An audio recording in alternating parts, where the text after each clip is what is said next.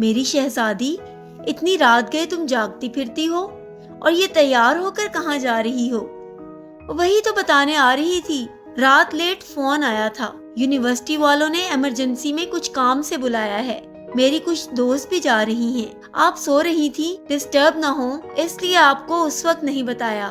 اس نے خود کو سنبھالتے ہوئے جھوٹ گھڑ دیا تھا۔ اچھا، تم میرے کمرے میں ہی بیٹھو، میں تمہارے لیے کچھ بنا کر لاتی ہوں۔ ماں کچن میں چلی گئی، وہ ماں کے کمرے میں داخل ہوئی۔ بہت اچھا موقع مل گیا ہے، اس نے یہ سوچتے ہوئے جلدی سے پیٹی کا دروازہ کھولا تو سب سے پہلے اس کی نظر اپنے لیے بنے لال رنگ کے بہت پیارے لہنگے پر پڑی، جو اس کی ماں نے خاص طور پر شادی والے دن کے لیے اس کی پسند سے بنوایا تھا۔ ماں اکثر کہتی رہتی تھی، جب میری بیٹی اسے پہن کر دلہن بنے گی، شہزادی لگے گی شہزادی۔